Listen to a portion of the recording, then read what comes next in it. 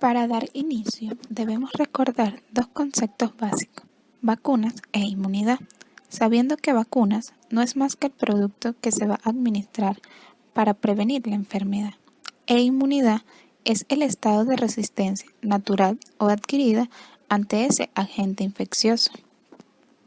Sabiendo esto y los diferentes tipos de inmunidad que existen, los cuales son de tipo pasivo y activo, que a su vez se subdividen en natural y artificial, hablaremos acerca de la inmunidad activa artificial, por la cual se administra a través de nuestro tema de interés del día del foro chat, las vacunas. Siendo la clasificación de las vacunas desde el punto de vista microbiológico y sanitario. Hablando microbiológicamente, pueden ser de tipo bacterianas y virales, que a su vez se subclasifican en vivas atenuadas o muertas inactivadas. En cuanto al punto de vista sanitario o epidemiológico, es de gran importancia, puesto que algunas vacunas no se incluyen en el programa ampliado de inmunizaciones, el cual es propuesto o postulado por el Ministerio de Salud. Sin embargo, cada sociedad de pediatría y puericultura a nivel de Latinoamérica postula su esquema de inmunizaciones donde incluyen muchas de las vacunas que nombraremos en este primer foro chat.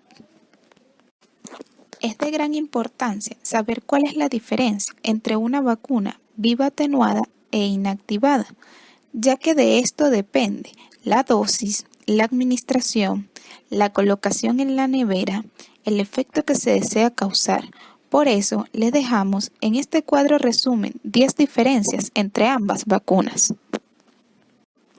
La vacuna BCG fue descubierta en 1921 por Albert Kalmen y Camille Waring, de cuyas iniciales tomamos el nombre de BCG, bacilo de Kalmen-Waring. Se trata de un bacilo atenuado de Mycobacterium bovis, el cual ha demostrado una adecuada efectividad en la prevención de meningitis y enfermedad tuberculosis diseminada. Sin embargo, no ayuda a prevenir formas pulmonares. Actualmente, dicha vacuna se incluye de forma obligatoria en países en vías de desarrollo, como Venezuela, el cual es un país con una alta incidencia de tuberculosis.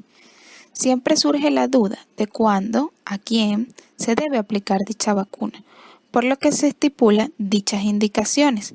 En vista de cumplirse en las primeras horas de vida, el peso del recién nacido debe ser mayor a 1.500 gramos. Se debe administrar hasta la edad de los 7 años.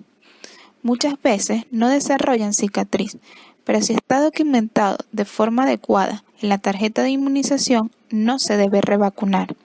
Y por supuesto está contraindicada en pacientes inmunodeprimidos, por lo que es importante conocer el estado serológico de la madre y del paciente. La BCG es una dosis única, se administra estrictamente por vía intradérmica, en la cara externa superior del brazo, en la región superior de la inserción distal del músculo deltoide y en la cara externa del muslo, a la altura del trocante mayor. En Venezuela se estipula en el brazo derecho, pero en Colombia en el brazo izquierdo. Lo importante es cumplir con la inmunización. La dosis es de 0,1 cc, utilizando jeringa de 1 cc. Antes debe limpiarse la zona con agua y jabón, para lograr así una efectiva inmunización. En general, esta vacunación no suele causar fiebre o malestar, lo cual es la principal preocupación de las madres. Sin embargo, desarrolla una lesión en piel tipo ABOM de 0,3 a 0,5 milímetros de diámetro, que desaparece a las 48 horas.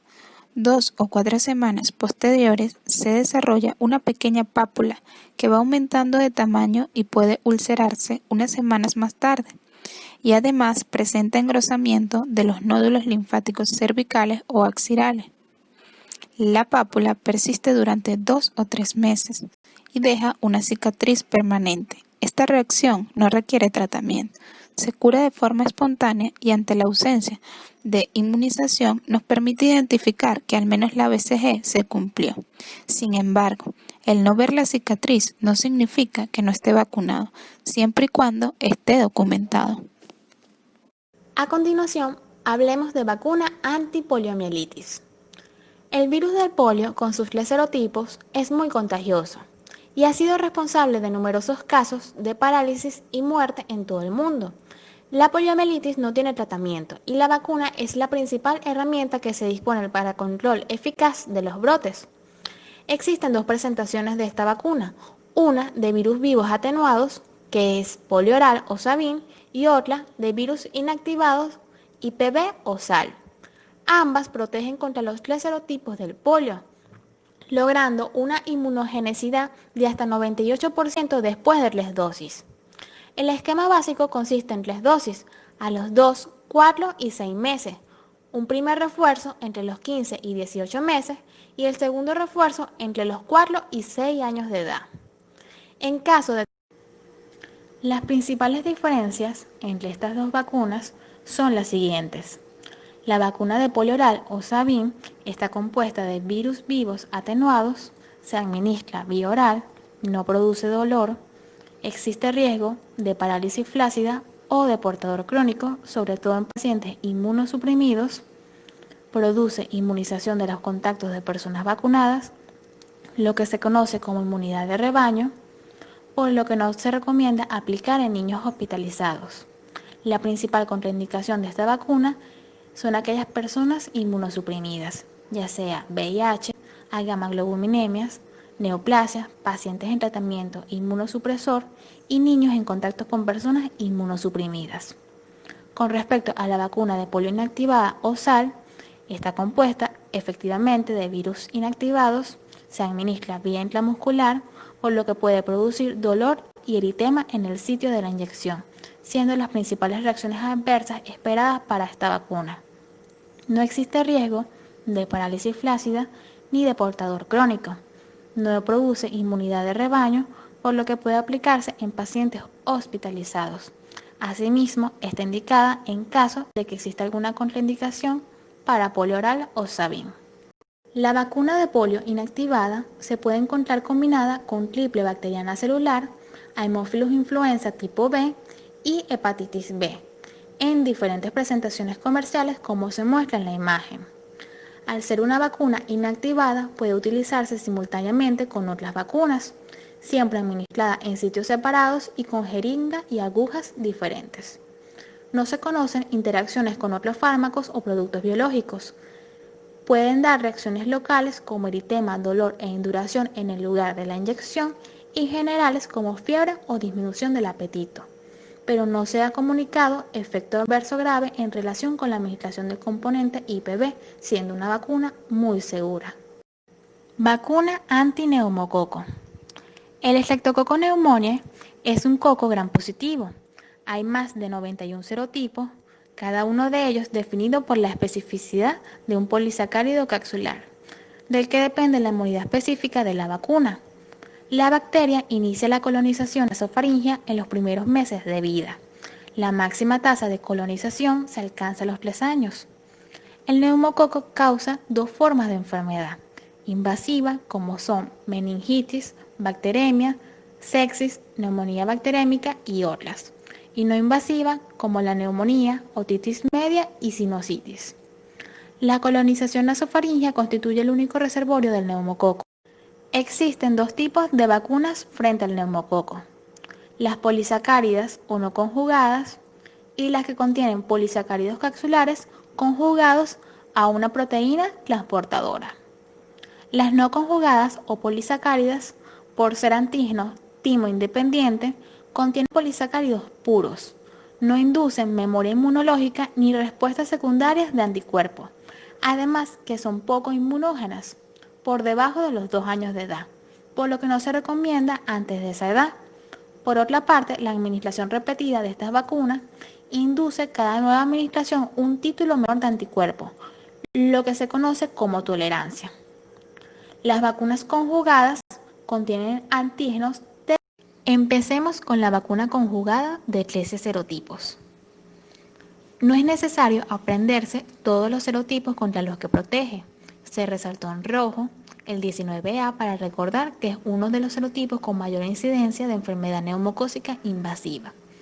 Una de las presentaciones comerciales es Prevnar 13, siendo una jeringa precargada, la dosis de 0,5 cc por vía intramuscular. El esquema básico es de 3 dosis a los 2, 4 y 6 meses, con un único refuerzo entre los 12 y 15 meses. El intervalo mínimo entre dosis es de 8 semanas y algunas bibliografías describen que pueden ser 45 días, es decir, 6 semanas, y para el refuerzo, al menos 3 meses. Es importante hacer acotación especial que el programa ampliado de inmunizaciones del Ministerio del Poder Popular para la Salud indica esta vacuna dentro de su esquema como 2 dosis más un refuerzo. Y esto es gracias a la capacidad de disminuir el estado de portador nasofaríngeo de esta vacuna. Sin embargo, para que sea efectivo, la vacuna polisacárida de 23 serotipos la encontramos en 2 presentaciones comerciales, Pneumovax y Neumo 23. Por las características ya descritas anteriormente, no se recomienda su uso en niños menores de 2 años y no está indicada de rutina en el calendario vacunal. Se reserva para aquellas personas inmunosuprimidas o pacientes inmunocompetentes con uno o más factores de riesgos que los condicionan a infecciones respiratorias por neumococo. En caso de administrar la vacuna polisacárida de 23 serotipos, se realizará en esquema secuencial con la vacuna conjugada, teniendo así 3 escenarios. El grupo 1, constituido por pacientes inmunocomprometidos, en tal caso se aplica la vacuna conjugada 13 serotipos y con un intervalo de 8 semanas se aplica la polisacárida. En el grupo 2 son aquellos pacientes inmunocompetentes pero con uno o más factores de riesgos. En tal caso se aplica la vacuna conjugada de 13 serotipos y a los 12 meses la polisacárida. Y en el grupo 3, un caso especial, trasplante de médula ósea, se tiene que esperar 6 meses post-trasplante para reiniciar el esquema básico de la vacuna conjugada de 13 serotipos y a los 12 meses aplicar la polisacárida. Ahora bien, en la mayoría de los individuos vacunados se produce un incremento de los títulos de anticuerpos frente a los polisacáridos capsulares, que persisten durante 5 años. Las vacunas antimeningococos pueden ser de 2 tipos, conjugadas y no conjugadas. Las no conjugadas se caracterizan por estar formados de polisacáridos capsulares, por tener una inmunidad pobre en pacientes menores de 2 años, y esto es debido a que su respuesta es dependiente de linfocitos B, es decir, va a estar mediada por inmunoglobulina N. Otro aspecto importante es que las vacunas no conjugadas no van a producir efecto booster ni efecto rebaño, pero sí tienen una respuesta menor o nula si se administra una dosis de refuerzo al paciente. Estas vacunas pueden ser de 3 tipos. Pueden ser monovalentes, bivalentes o cuadrivalentes. Las vacunas monovalentes se caracterizan por polisacáridos capsulares tipo C o A y no están disponibles en nuestro país. Las bivalentes pueden ser B y C o A y C. Y las cuadrivalentes caracterizadas por tener serotipos A, B, C, Y y W, que actualmente las vacunas no conjugadas no están disponibles en el país. Cabe decir que el serotipo B no existe, y esto es debido al fenómeno de tolerancia inmunológica, es decir, tener una secuencia antigénica similar a componentes neurológicos, y por lo tanto causar más daños al paciente que beneficios. La respuesta se puede evidenciar ante una vacuna de serotipo A partir de los 3 meses, de serotipos C a partir de los 18 a 24 meses y de los serotipos Y y W en pacientes mayores de 2 años de edad.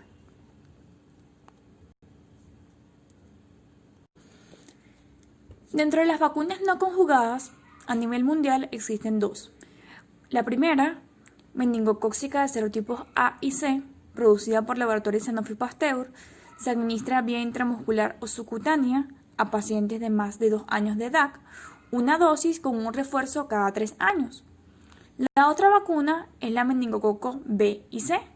Se administra vía intramuscular, también a pacientes mayores de 2 años. Son 2 dosis con un intervalo de 2 meses y cabe destacar que en pacientes mayores de 4 años su efectividad disminuye al 75%. En cuanto a la vacuna antimeningococo conjugadas, estas se caracterizan porque se realizan mediante la conjugación de proteínas transportadoras. El polisacárido se convierte en antígeno dependiente de linfocitos T, por lo tanto produce una respuesta mediada por la inmunidad celular y al mismo tiempo induce memoria inmunológica.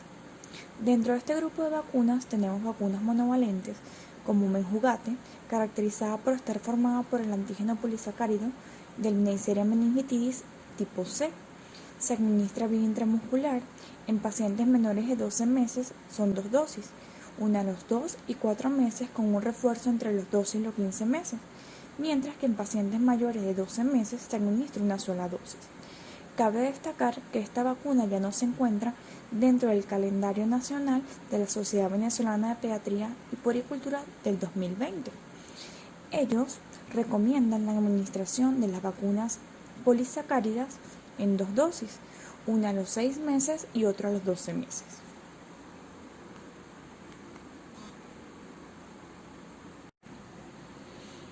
En cuanto a las vacunas polisacáridas, están formadas por antígenos capsulares de los serotipos de Neisseria meningitidis tipo A, C, Y y W135. Dentro de estas tenemos la Menactra, que debe ser administrada vía intramuscular.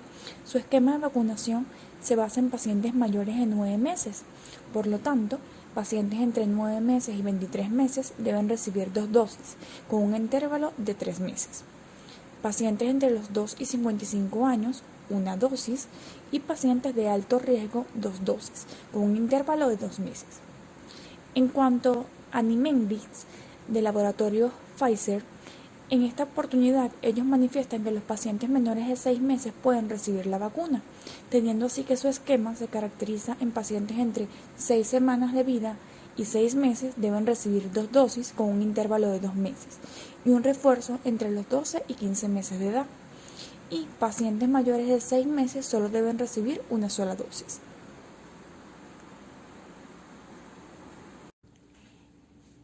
En cuanto a las indicaciones de las vacunas antimeningococos, tenemos que debe ser administrada a grupos de riesgo, a pacientes con neoplasias hematológicas, inmunodeficiencia primaria de tipo humoral, asplenia anatómica o funcional, personas con HIV o SIDA, grupos cerrados, principalmente los militares, personas que viajen a zonas de riesgos y situaciones de epidemia.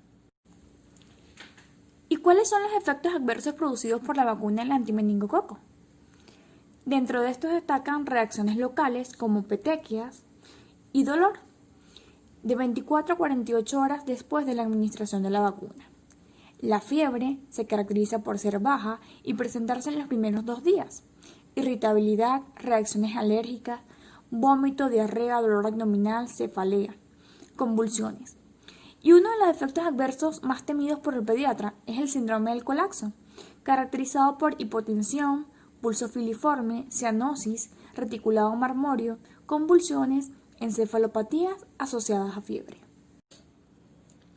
Ahora hablando de la vacuna anti-hemófilos influenza tipo B, se caracteriza por estar formado por un polisacárido conjugado unido por enlaces covalentes a una toxina diftérica mutante CRM197. Se caracteriza también por producir respuesta inmunológica dependiente de linfocitos B y T.